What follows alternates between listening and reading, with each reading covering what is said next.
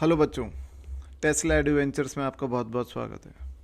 इस वीडियो में हम डिस्कस करेंगे एक कॉन्सेप्ट इलस्ट्रेशन प्रॉब्लम जो जिसमें आप देख सकते हैं कि ये एक इन्वर्टेड वी शेप के दो वायर्स हैं और इनके बीच का एंगल 2 अल्फा है और इनके एंगल बाइसेक्टर पे हमने एक रॉड को कनेक्ट करके इस तरीके से, और ये मूवेबल रॉड है, मूव कर सकती है, इसको सोप सॉल्यूशन में डिप कर दिया जिससे एक लिक्विड फिल्म बन जाए और उस रॉड पर एक मास को हैंग कर दिया और ये पूरा सिस्टम वर्टिकल प्लेन में है। ठीक है, अब हमें एक तो y की वैल्यू निकालनी है इक्विलिब्रियम में, और हमें निकालना है कि अगर ये वायर को हम इक्विलिब्रियम से थोड़ा डिस्प्लेस करके छोड़ दें तो इसका जो एस एच एम होगा उसका टाइम पीरियड।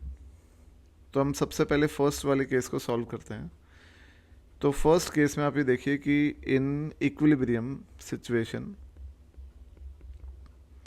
जो वायर पे ऊपर कोहेसिव फोर्स लग रही होगी सरफेस टेंशन की वजह से, वो बैलेंस करेगी mg को, क्योंकि ये वायर मासलेस है।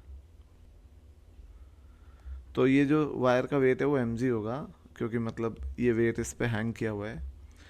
तो जो, क्योंकि यहाँ आप देखिए कि ऊपर भी हवा है और नीचे भी हवा है, तो सरफेस टेंशन जो होगी वो 4t होगी, इनफैक्ट 2t होगी, क्योंकि ऊपर नीचे दोनों हैं, दो फ्री सरफेस हैं। तो जो कोहेसिव फोर्स लग रही है वो इस लेंथ पे लग रही है। और यहाँ पर आप देखिए कि tan अल्फ़ा किसके बराबर है, तो tan अल्फ़ा बराबर होगा x अपॉन वाई, तो x होगा y tan अल्फ़ा।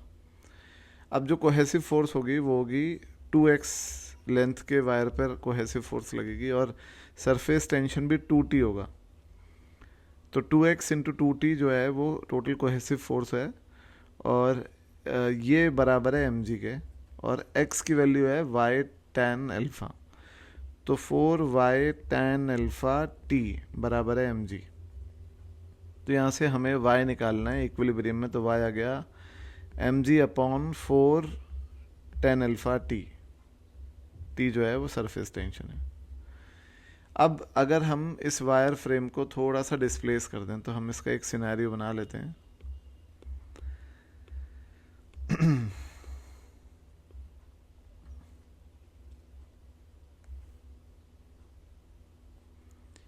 ये हमने ये वायर फ्रेम इनिशियली यहाँ पे था वायर, और कुछ डिस्प्लेसमेंट देने के बाद ये यहाँ आ गया और मैंने माना कि मैंने डिस्प्लेसमेंट दिया dy। ये एंगल अल्फ़ा है, ये एंगल अल्फ़ा है, ठीक है। और लिक्विड की फिल्म स्ट्रेच हो गई, आप ये भी देख सकते हैं।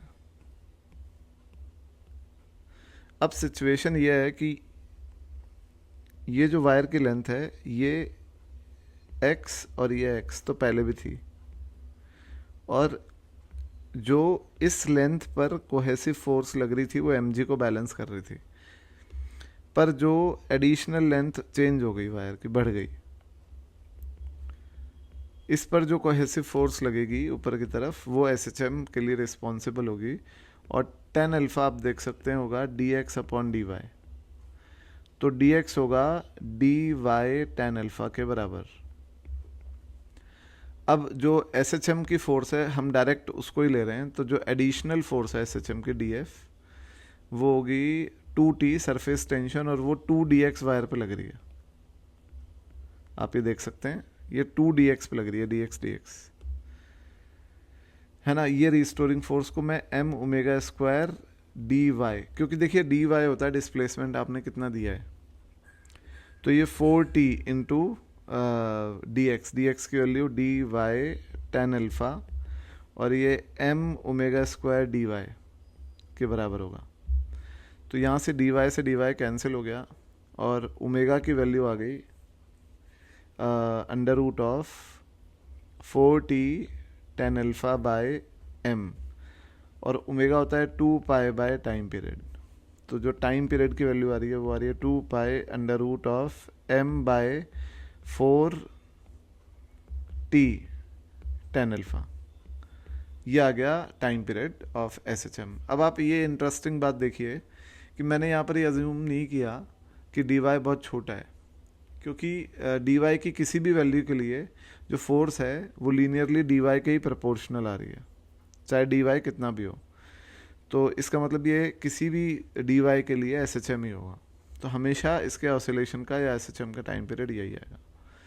तो बच्चों इस वीडियो में इतना ही, और नेक्स्ट वीडियो में हम और इंटरेस्टिंग कॉन्सेप्ट इलस्ट्रेशन प्रॉब्लम्स आपके लिए लेके आएंगे।